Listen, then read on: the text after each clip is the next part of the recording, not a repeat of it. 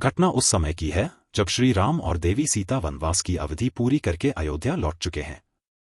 अन्य सब लोग तो श्री राम के राज्याभिषेक के उपरांत अपने अपने राज्यों को लौट गए, किंतु हनुमान जी ने श्री राम के चरणों में रहने को ही जीवन का लक्ष्य माना। एक दिन देवी सीता के मन में आया कि हनुमान ने लंका में आकर मुझे खोज निकाला और फिर युद्ध में भी श्री राम को अनुपम सहायता की, अब भी अपने घर से दूर रहकर हमारी सेवा करते हैं, तो मुझे भी उनके सम्मान में कुछ करना चाहिए। यह विचार कर उन्होंने हनुमान को अपनी रसोई से भोजन के लिए आमंत्रित कर डाला। माँ स्वयं पकाकर खिलाएंगी आज अपने पुत्र हनुमान को। सुबह से माता रसोई में व्यस्त हैं, हर प्रकार से हनुमान जी की पसंद के भोजन पकाए जा रहे हैं। एक थाल में मोतीचूर के लड्डू सजे हैं, तो दूसरे में जलेबियां, पूड़ी और कचौरी और बूंदी भी पकाए जा रहे हैं। आज किसी को भोजन की आज्ञा नहीं जब तक कि हनुमान न खा ले। प्रभु राम, लक्ष्मण, भरत और शत्रुघ्न सभी प्रतीक्षा में हैं कि कब हनुमान भोजन के लिए आएं और कब हमारी भी पेट पूजा हो। दोपहर हुई और निमंत्रण के समय अनुसार पवन पुत्र का आगमन हुआ। बड़े शौक से आकर माता की चरण वंदना की और अनुमति पाकर आसन पर विराजे मां परोसने लगी और पुत्र खाने लगा। लायो माता लायो, पूड़ी दो, कचौरी दो, लड्डू दो। हनुमान मांग मांग कर खा रहे हैं और माता रीझ कर खिला रही हैं। थाल के थाल सफाचट होते जा रहे हैं, पर हनुमान की तृप्ति नहीं हुई। माता ने जितना पकाया था सब समाप्त, किंतु अभी पेट कहाँ भरा लल्ला का।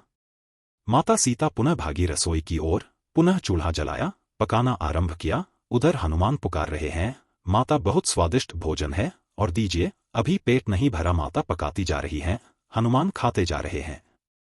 भंडार का सारा अन्न समाप्त। माता पर धर्म संकट आन पड़ा है, क्या करें। भागी गईं श्री राम प्रभु से सहायता की गुहार करने। प्रभु आप ही कुछ कीजिए और भंडार का प्रबंध कीजिए, ये हनुमान तो सब चट किए जा रहा है। श्री राम सुनकर हंस दिए, बोले, सीते, तुमने मेरे भक्त को अब तक नहीं पहचाना। उसका पेट इन सबसे नहीं भरने वाला, उसे कुछ और चाहिए। देवी ने पूछा, क्या है वो वस्तु जो मेरे हनुमान लल्ला को तृप्ति देगी। राम जी बोले, चलो मेरे संग। मंदिर में ले गए। वहां तुलसी माँ विराजित है। एक पत्ता हाथ में लिया, आंख बंद करके उसमें अपने स्नेह, अपने आशीष, अपनी कृपा का समावेश किया और देवी को पकड़ा दिया। जायो देवी, अपने पुत्र को संतुष्ट करो। माता भी समझ चुकी, अब तो अपने पुत्र की इच्छा को सौम्य मुस्कान लिए लौटीं रसोई की ओर। बोली, पुत्र हाथ बढ़ायो और वो ग्रहण करो जिसकी इच्छा मन में लिए तुम। मेरा पूरा भंडार निपटा गए। हनुमान जी ने हाथ बढ़ाया और अभिमंत्रित तुलसी दल ग्रहण किया। मुंह में रखते ही चित्त प्रसन्न और आत्मा तृप्त आसन से उठ खड़े हुए।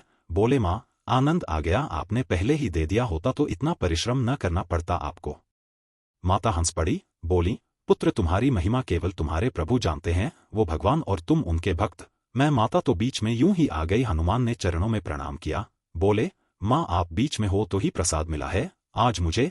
आपके श्रीकर से माता के नयनों में आनंद के अश्रु चमक आए और मुख से अपार आशीष अपने हनुमान लल्ला के लिए।